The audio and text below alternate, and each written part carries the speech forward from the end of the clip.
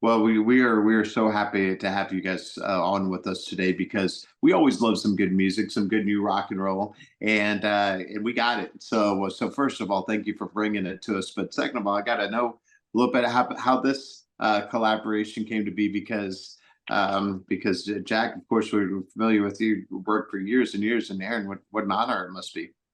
Yeah, I'd met Jack from his son Blake Hmm. a long time ago, like in passing. I had a band called Hayes that Jesse Kramer actually played in, and Jack and I think you and Steven or you and his dad, Jesse's dad, came and saw us play at Viper Room, but we didn't put the two and two together. And Yeah, then I we had, did. Me and yeah, Steven came to see you, yeah, you but and Steve. but We I look was out in the crowd, and working, there's him and Steven playing at the show, and I'm like, oh my God.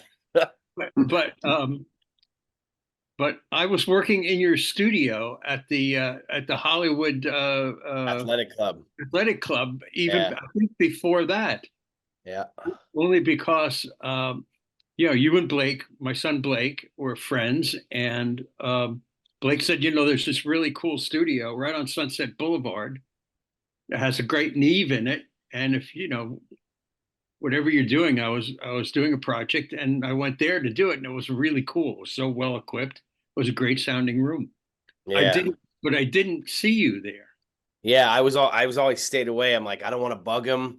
I don't want to, and I should have went up and said, "Hey, let's do a record," but I didn't want to bug him. I think I forget we worked with some guy that worked with Metallica or something, and I remember Blake saying you should work like that, and I was like, yeah, sure, like I'm not on that level yet, and And then you um, came over. I was staying at Johnny Depp's, and you came yeah, over, and you yeah, came over to the house, yeah, and we had a meeting, and we talked about some of the stuff.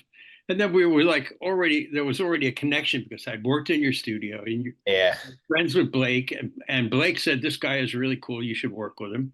yeah, And and uh, and then we hung out for a while at Johnny's, and you came over there a bunch of times, right?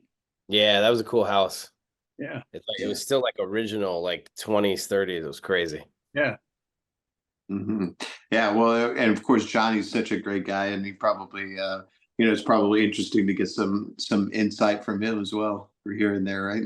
Well, Johnny gave a house to me, and he gave a house to Joe Perry, and Ah, and and we lived on Sweetser. That's Joe Perry's solo album is Sweetser Manifesto that Johnny and I yes. produced, and was done in Johnny's studio. So we had this whole dead end street up off of Sunset Boulevard. Yeah, just north of Sunset. Yeah, Yeah, it was, Hmm. and everybody that was there. Well, it was Johnny's castle, and then we were in these houses that were really cool. Like Joe's house was, I think, at one time belonged to Bela Lugosi, yeah. Yeah.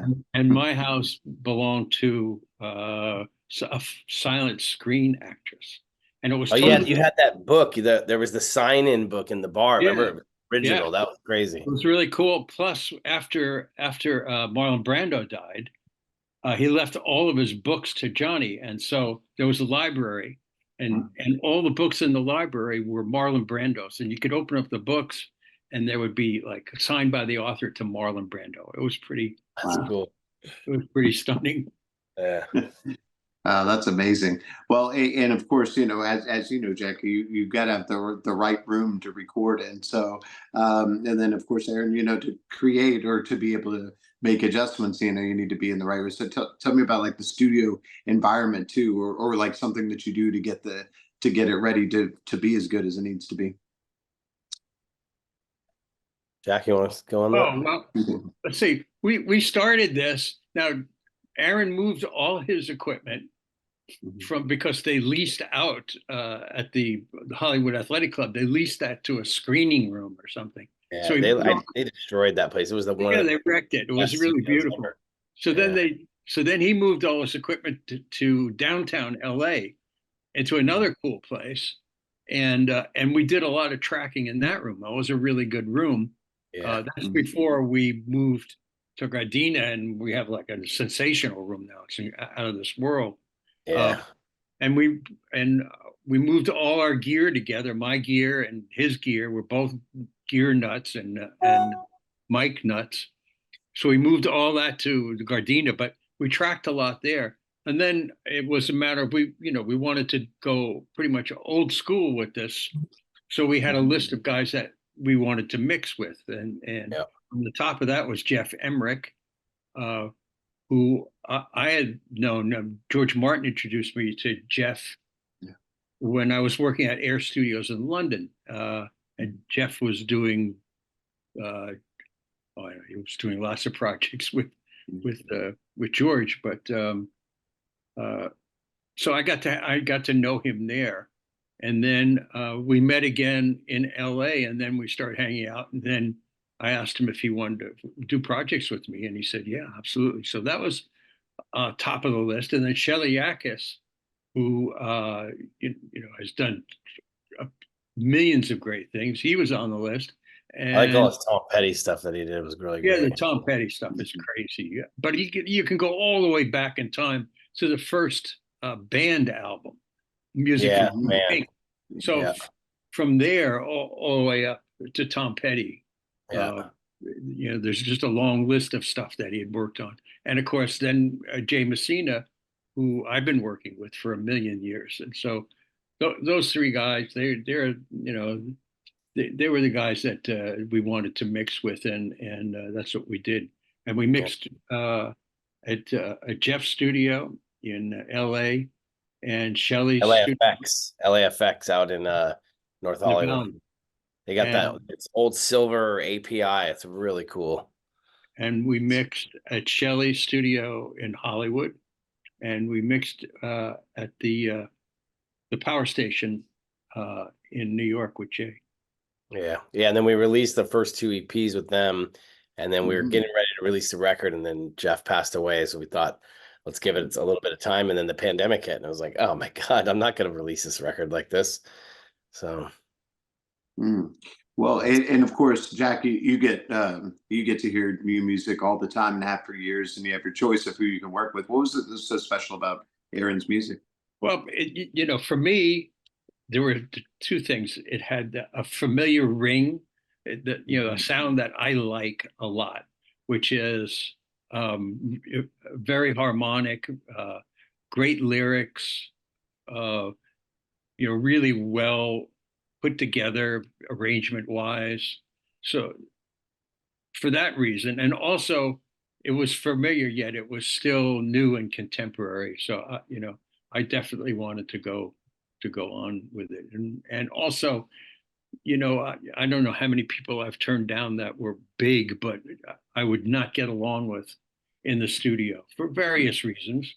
But immediately I got along with Aaron, and I knew that if I'm going to spend a lot of time in a room with somebody, I could do it with him and have a lot of fun the whole time as well. Yeah, so, that's it. And Aaron, you must have, you must have been thrilled, right? Yeah, you were saying like kind of stuff well put together. He really helped me with arrangements a lot. And when there was a couple songs that I came in and he's like, that one's ready to go. And I'm like, there's no changes. And when he said an arrangement's ready, I was like, I did it. I got him. There's no changes. Yeah, it's really great being in the studio, like you said. And I got that vibe from you too. Like, oh, this is gonna be easy. Like it's gonna be fun. We had some problems with some of the engineer guys that we won't name, but like, none of those three, by the way. Yeah, none of the other, just like the regular tracking engineer.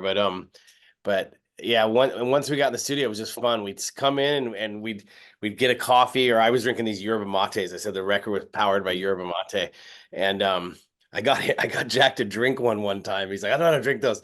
He drank one, and they're like a 5-hour Argentinian tea. He calls me at like 11 at night. He's like, what did you do to me?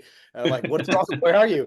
And I can hear something in the background. He's like, I'm in Rock and Roll Ralph's on Sunset, and I'm just walking in circles. I don't know what I'm doing. I was just walking up and down the aisles going, why am I here? Yeah. What am I looking for? I mean, that stuff was crazy. I can't. But we'd start the day off every day with with like stories. We'd sit down, we'd have a coffee, and Jack would Yeah. start telling old stories. I'm like, this is great, Mom. Can we do this every day? He's like, let's do it every day. And it'd usually be some funny one, like some really good ones, and then we'd start tracking. So it was good. But he had a thing too. We'd be right in the middle getting good stuff, and we'd be at like a 5-hour mark, and he'd be like, all right, that's it. Or 6 hours, maybe, like, that's it. And I'm like, what do you mean we're getting? He's like, yeah, this is the best it's gonna get. We're gonna leave here on the good Mm. note every time. Yeah, well, from Yeah. my experience, I mean, we would start early in the day, so it Yeah. would. But from my experience, that there's like a point where you start doing things over and over again that are you've already done it the best it can be done, and Mm. the only way to really examine that is the next day to see if you could do it better. But there's a point where it doesn't get any better, and you just spend a lot Yeah. of time doing nothing, and you're Yeah. hungry. And it's time to go out for some sushi. Yeah. I love it. Yeah, we were I pretty was close to gonna, Sugarfish. We'd shoot over there a lot. That was nice. yeah. Paul, where are you? I was gonna, Are you in LA? oh, I'm actually in Dallas, Texas right now, but Oh, I'm in okay. LA a lot for work. Is So, that Oh, heat? cool. Is that heat gone now? Is it over? oh, which one? Is it hot there, or is it did that pass? Oh gosh, yeah. It's Okay. it's now a little bit too hot to even wear a jacket indoors, but I'm doing Okay. it. You didn't have to dress for us. Oh, that's all right. We're very Well, you informed. know, when you mentioned those stories, I was curious about that because I've been in a studio a lot myself, and the stories come out, and I was curious, Aaron, your favorite story that Jack told that's acceptable to tell. Oh man. I mean, there were some crazy ones, but I always remember the John Lennon story. Mhm. And you kind of The told one it where to I me. got knocked out cold. No, the one the last night when he left. Oh well, that's not a good Oh, story. Yeah. mm. Yeah, But what's the one where you got knocked out cold? Tell that one again. Yeah, that one sounds great. so we were mixing watching the wheels, Mhm, and that album was done analog, two machines. So the mhm, basic track was done on 16 track, and then you make a work reel of two tracks on a 24 track, and then all the overdubs on the 24 track. You never touch the original 16. And then when it comes time to mix, you break out that 16, you lock the two machines together with a mhm, synchronizer, and then you spread the whole thing out on the board and you mix it. So, okay, so that's the kind of the backstory. It takes a while when you have to rewind. Two machines have to rewind. They have to talk to each other through the sync, and then they have to lock. So that takes a mhm, few minutes to do. And so, you know, mixing, watching the wheels, and we're mixing for a few hours. And with John sitting next to me, I could always tell how close we were getting to the mix. He would always start out with his elbows on the board, really intense and listening. And the further and further you got into the mix, the more and more he sat back until mhm, his eyes were closed and he was engulfed in the mix. And you knew you were there by then. So I mhm. knew that it would probably be one or two more passes and the mix would be done. And I told him, I said, listen, John, I got to pee. And, I didn't want to disturb the mix, but I said, I got to go. And I'll be back by the time those two machines lock up because the bathroom was a water closet, just a toilet and a very narrow, just outside the control room. And so he said, go ahead, go ahead. So I got up and I was running to this little water closet outside the control room. And somebody had put their suitcase in the doorway Oh, going out of the control room. And I attempted to jump over the suitcase and I hit my head on the steel door frame, like oh, as hard as you could possibly. There's just this terrible sound. Like, and then I ran into the bathroom and I started to see stars, and then something warm and wet was running down my face, which was of course blood because I'd cracked my head mhm, open. And I went, oh no. I mean, I didn't even get my fly open, and I went out cold, hit the wall. Luckily, I didn't fall straight into the porcelain and smash my mhm, face, but I hit the Yeah. wall and slid down. mhm. So when I came to, because I heard this banging on the door, obviously John heard the body drop. and he's banging on the door, and I'm coming to, and I'm under the toilet. Like I fell under the toilet. So I'm just looking up at the curve of the toilet above me, and there's this guy banging on the door, and I have no idea who I am. None. I don't know where I am. I'm completely blank. It's a complete blank. Yeah, complete blank. So finally he breaks the door open, and now he's standing over me, and he's looking down at me, and he's saying, hey, oh, are you all right?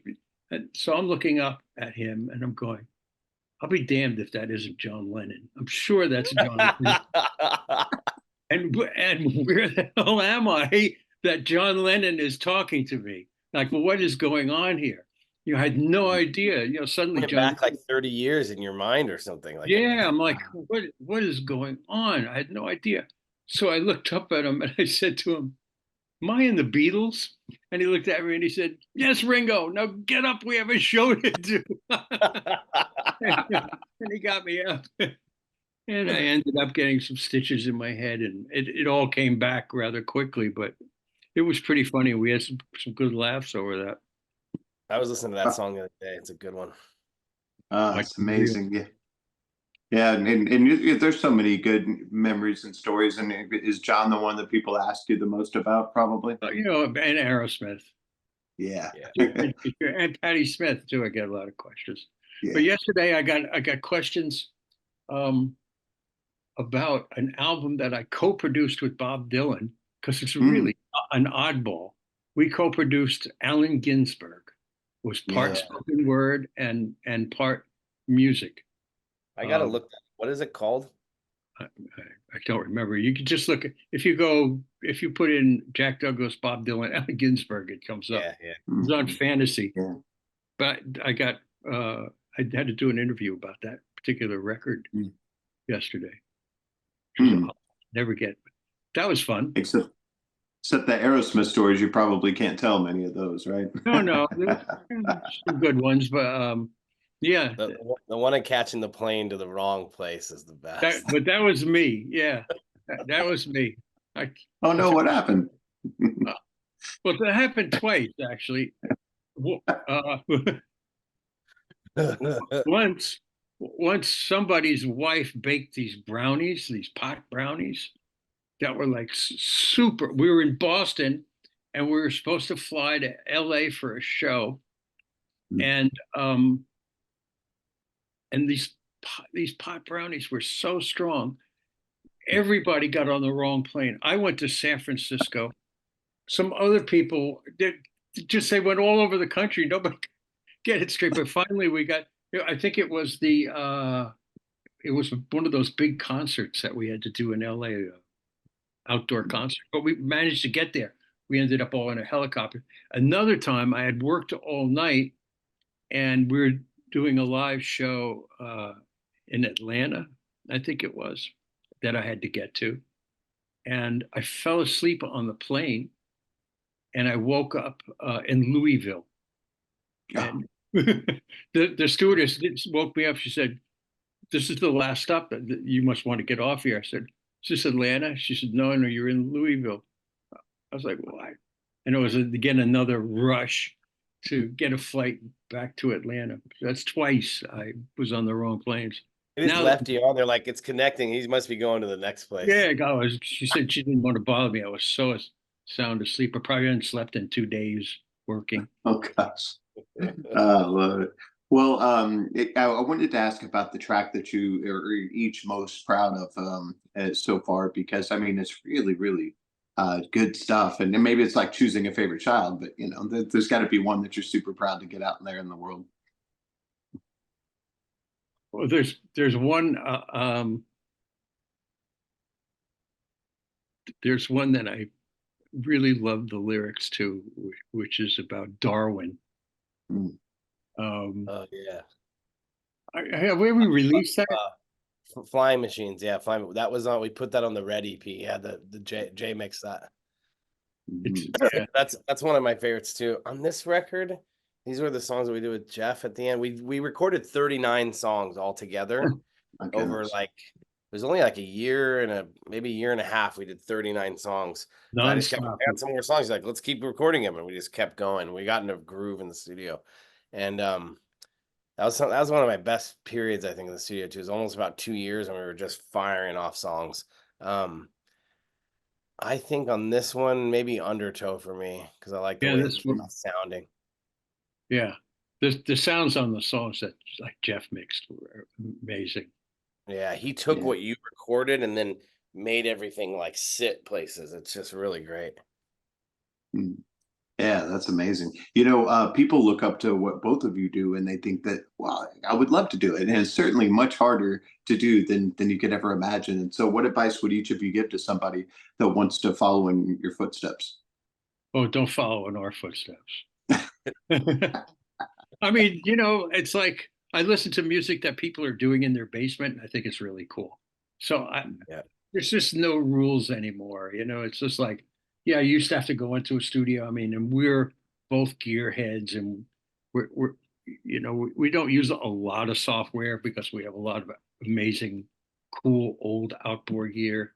Yeah, we have Um, the hardware. but people are doing some really cool things with just in their basement with I would just tell them whatever your passion, however you want to follow it, to make it your own. Um, so you know, I mean, you don't want to follow my footsteps. You start as a janitor and have to work your way up in the studio. I mean, I was lucky that that's the way you did it back then, and I got to Yeah. go from a janitor to a general worker to the guy who did everybody's demos. And that was kind of cool. I did like Billy Joel's demos before That's he had awesome. Neil, um, Patti LaBelle, all these people. I got to work with the Who, and just you come up in the studio system. It's really, especially if you're tied to a great studio, it's great. But now you just gotta go for it. Learn Pro Tools, learn how to do it. I still like tape, uh, Yeah. Yeah. but Um, sometimes Pro Tools is the way to go. It depends on the project. All of the film stuff that I'm doing now, doing a lot of film scores. I do Mhm. all that to Pro Tools, and Yeah. orchestras. Um, but just go the way you want to go. Sometimes the more primitive it sounds, the better. I mean, it's like when John sent me demos, they were cassettes that he had done, somebody banging pots and pans, him playing a guitar. All these songs were really primitive sounding. And when he called me up to ask whether I thought he had any material and what we should do, I told him to release the cassettes. I didn't Mm. know if I could Yeah. beat it because it had so much character. It's the Um, vibe. Yeah. Yeah. and so he he said, well, then I guess you approve, we'll do it for real. But, that kind of stuff has a certain charm and vibe and character that's hard to reproduce. And so these kids that are going down there and making some cool tracks and making beats and doing Yeah. stuff, that's cool. That's not the way I work. So they shouldn't follow my footsteps. Yeah. Yeah. I would say you just keep recording. Like you said, you'll get better and better, and you'll get a vibe. Like, and when you and learn how to realize like this is the best this is going to be. Like take some imperfections. I think a lot of stuff, like you said, you can't come up through a studio system now to do it. Jack does. It doesn't exist anymore. You kind of have to Mhm. do it on your own. It's like a blessing and a curse. I think you can get a computer and just be like bam and do everything yourself. But yeah, try to get to the point where you can differentiate between, okay, this is too perfect, or this has like a human element, a human vibe to it. Yeah, I Mhm. mean, Work hard to stay in school. yeah. Yes. For me, I like working with a band in a room. Yeah. And Yeah. that I mean they're not locking the bass dead onto the bass drum, so Yeah. that there's some Mhm. feel to it. That push and pull. That's Yeah. what makes the magic. Yeah, absolutely. So you'll like this. My co-host is Drew Pearson, who's one of our great Dallas Cowboys. Caught the Hail Mary, went in the Hall of Fame. Of course, we all know Yeah. the Hail Mary term now, right? Yeah. Um, And so he wanted me to make sure that I asked both of you your Hail Mary moment, which is that moment in your life or career where you just had to go for it and it worked out for you. What do you suppose that was for each of you? For me, it was working on working with the Who, Yeah. because that I was just a kid, and I knew that I could blow the whole thing right then and there if I couldn't pull that off with them. That was it became Who's Next, but when we were tracking it, it was Lifehouse, Yeah. the project, Pete's project. But it was all those songs, and and to to come off with a really good relationship with those guys, that was a winner for me. And I knew if I could pull that off, this is gonna work for me. Yeah. Yeah. Amazing. I'm still in it. This record is the one You're Jack still worked on waiting for another it. record with us. He worked on another record with us that we're finishing right now. So we'll get this one out, start playing some shows, hopefully get over to the UK and back, and try to get this band going. Yeah, I love that. You know, we talk about that success mindset that you have to have, that you both clearly have, you know, not only to get in what you do, but stay in what you do. Is there something that each of you keep in mind that keeps you on the right path, even when things are tough? Yeah, for me, it's like the only other thing I'm qualified to do is, and they don't even have them anymore, is like a bag boy at the supermarket. So like I wouldn't even be working at all. So I'm qualified to to do scores for films and produce Yeah. music and write music, and Yeah. I stuck to it. I mean, I was a musician in bands for years before Hmm. I got into the studio. I mean, my last producer was the Isley Brothers. So Wow. Yeah, you I told me mean, that. It's crazy. yeah, I was in Chuck Berry's band for a while. It's like, so I was around for, and I knew that that was the only career for me because I wasn't, I was not a good student in school. I was bored by the whole thing. All I wanted to do was play music, Yeah. Hmm. and so I never turned back. I mean, I've had Yeah. to take other jobs. I was a motorcycle messenger while I was in a band for a Mm. while in Manhattan, uh, because you could just work anytime you wanted, but at night you could be with the band.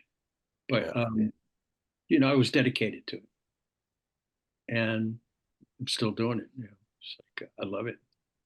Oh, that's great. Every For me, minute, when I every walk in the minute of it. studio, it's like I'm like, look at this. I'm so lucky to be able to even do this. It's cool, Old SSL, all the mics. It's Yeah, pretty. yeah.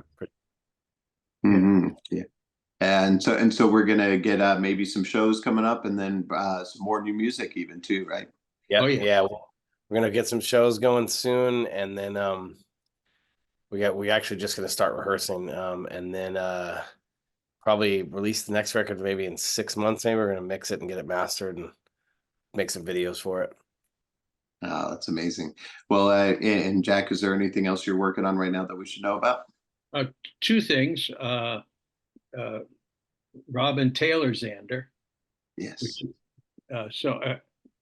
while I was in LA last week, I was working on his new stuff, uh, and I'll go.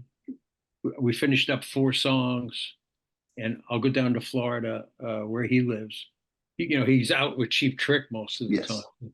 but he starts a tour. Well, I go down there and we just have a little guitar work to do on those 4 tunes, and then that EP will be finished. Yeah, the rough sound good. Rough Yeah, mix is the really good. rough sound really good, and he goes out with 10cc this summer Good. on this, and the other one is Ellie Lowe, uh, whose song "I'm Afraid" is out now, Yeah. and I have to do some horns here in New York on her remaining tracks, and He's in then Atlanta, I think, right? she's in Atlanta. Yeah, Yeah, Mhm. she's starting to play some shows too. It's good. yeah. Oh, that's great. It was Well, just after Echo and the Bunnymen. Yeah. yes. That was cool. Oh, that's so cool. Well, we definitely appreciate your time and making the great music and all of all these great stories too. This is wonderful, and definitely we'll look forward to following along with the band. Definitely gonna have to come check out a show. And we'll look forward to talking to both of you again very, very soon. Sure. All right. My Thanks for having pleasure. me on. Appreciate it. Thanks, Paul. That's wonderful. Thank you so much. We'll see you soon. Okay, Bye bye. for now.